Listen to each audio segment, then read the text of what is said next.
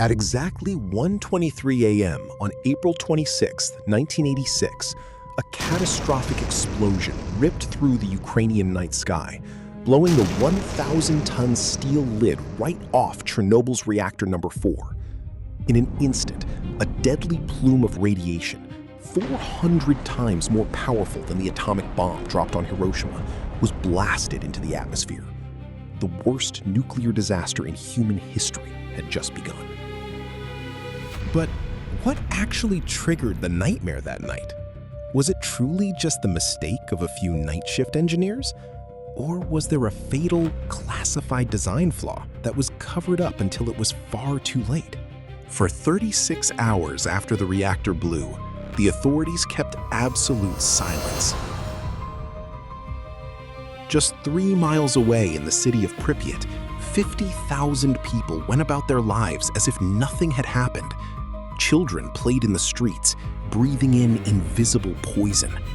Couples held outdoor weddings under a sky raining a strange white dust they thought was snow. It wasn't until radiation detectors thousands of miles away in Sweden suddenly screamed with red alerts that the Soviet Union was forced to admit the truth to the world. Only then did the frantic evacuation begin. 36 hours of silence, a delay paid for in human lives. So, how did a routine safety test go so horribly wrong?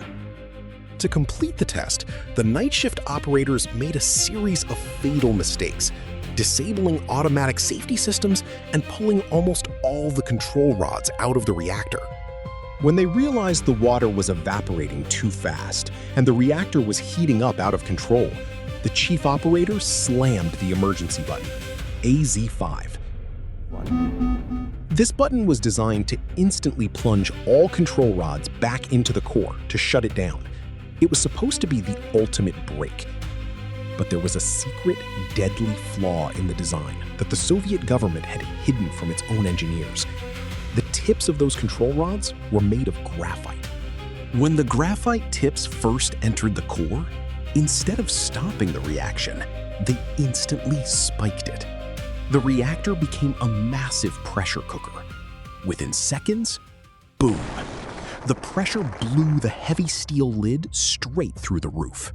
But as bad as the first explosion was, a second, far worse nightmare was brewing. Days after the disaster, scientists discovered that the thousands of degrees hot molten radioactive lava, the corium, was slowly burning through the concrete floor. Right below it lay a giant pool of water. If that super hot lava hit the water, it would trigger a massive thermal explosion. The blast would destroy the remaining 3 reactors, releasing enough radiation to vaporize half of Europe. To stop this global apocalypse, 3 brave engineers, Alexei Onanenko, Valery Bezpalov, and Boris Baranov, volunteered for a suicide mission. Equipped only with basic diving gear and a failing flashlight, they waded into the pitch-black, highly radioactive water under the melting reactor to manually open the drain valves. In the dark, silent depths of radioactive hell, they saved Europe. While the divers saved the water below, a battle of life and death was being fought on the roof above. The explosion had scattered highly radioactive chunks of graphite all over the reactor roof. The radiation here was so extreme that even advanced West German and Soviet robots ran haywire and died within minutes, their electronic brains literally fried by the invisible energy.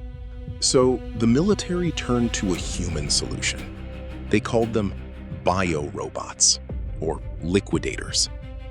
Young soldiers, wearing makeshift lead aprons they cobbled together themselves, were sent onto the roof. Their mission? Grab a shovel, run onto the roof, scoop up one piece of graphite, throw it back into the ruined core, and run back. They were allowed on the roof for only 90 seconds.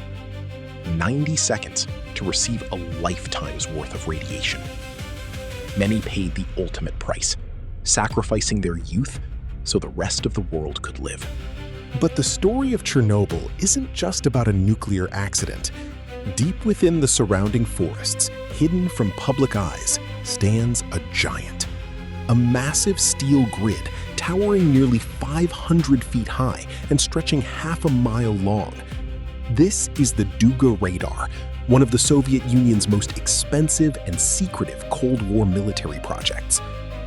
Built to detect incoming American nuclear missiles over the horizon, its massive power requirements were the primary reason it was built right next to the Chernobyl nuclear plant. During its operation, it broadcasted a strange, repetitive tapping signal over global shortwave radio, earning it the nickname, the Russian woodpecker.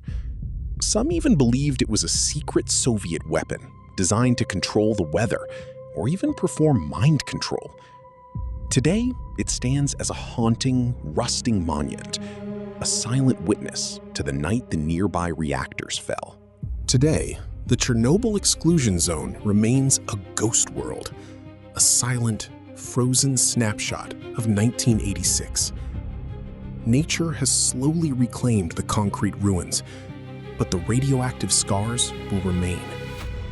Scientists estimate that the land surrounding the reactor will not be safe for human habitation for at least another 20,000 years. Yet, the most terrifying relic of that fateful night isn't the empty city of Pripyat. It is hidden deep beneath the ruins of Reactor number 4, locked inside a dark, concrete sarcophagus. A frozen, wrinkled mass of highly radioactive lava, so deadly that even looking at it for too long could seal your fate. They call it the elephant's foot. What is the bizarre story behind this object?